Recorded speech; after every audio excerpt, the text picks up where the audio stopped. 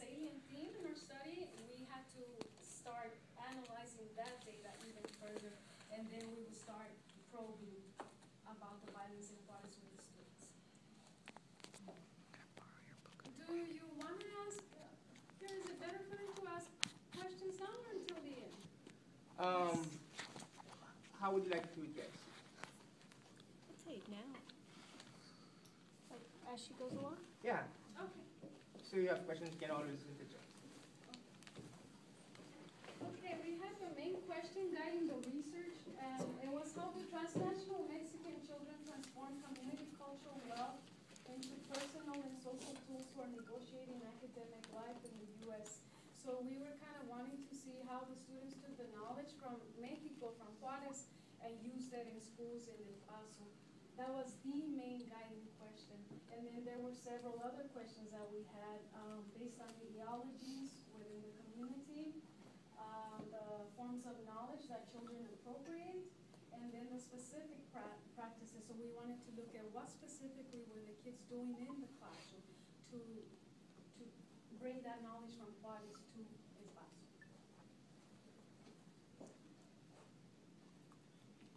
My theoretical perspectives, most of the team was focused on Latino critical race theory in particular.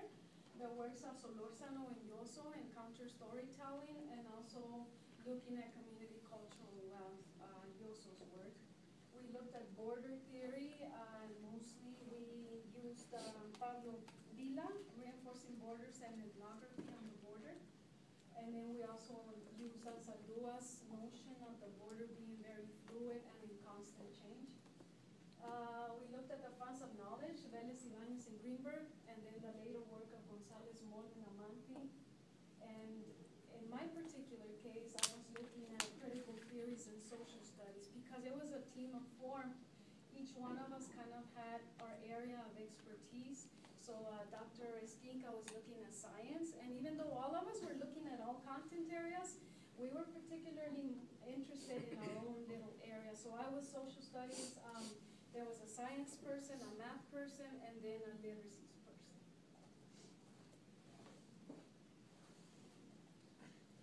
The findings,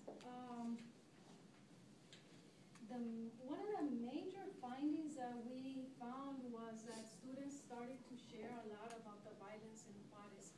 And this especially happened when we started to interview the students. When we sat down with a group of 3 to 4 students, we would ask questions, and if one student would start talking about the violence, then we would almost spend an hour to an hour and a half just talking about the violence in Juarez. They wanted to talk about the violence in Juarez. I don't know how many of you are familiar. I think probably most of us are familiar with what is going on in Juarez. Although it's getting a little bit better, these are some of the statistics. Once at 1.4 million, it is estimated that 420,000 people have left Juarez. I would probably think the numbers are a little bit higher than that. An estimated 6,000 have moved to El Paso. We're not sure how many people have moved to Las Cruces, but we do know that there's a lot of kids here in Las Cruces schools who are also coming from Juarez. More than 10,000 businesses have closed. And for those of you who are familiar with El Paso, in the area of Zaragoza on the east side, there's a lot of businesses that opened up, and they were businesses coming from Juarez. Juarez is still known as the 3rd most dangerous city in the world. So we're doing a little bit better. We were known as the most dangerous city in the world, I believe, in 2010 when the violence was at its peak. In 2011, we went to the 2nd dangerous, and now we're at the 3rd most dangerous. So at least we can see a little bit improvement in that we're not the most dangerous anymore. And I don't know if that's a good thing, but You have some questions? yes. How, maybe you mentioned this already, how did you gather all this information? What were your sources?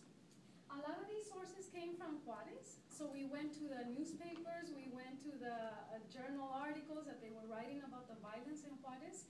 So a lot of this is coming from the newspaper, from reporters, from the newspaper sources.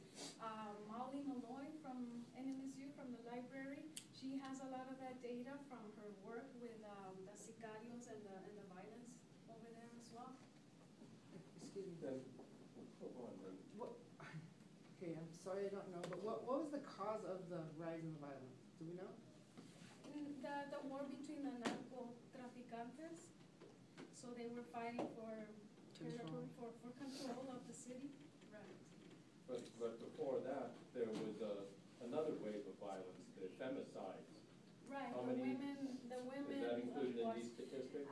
That is not included in these statistics. They have almost like their own numbers, but those numbers are. 200 to 500 women that disappeared? Yes, Okay. and once the narcotrafico violence started to rise, people almost stopped talking about the women in Juarez, which is unfortunate. Is that still happening, or has that disappeared? You know what, I'm assuming it's still happening, except it's almost probably being counted amongst this violence. I'm not sure about that, I couldn't tell you. Yeah. In 2011, there were 1,933 homicides, so the violence has gone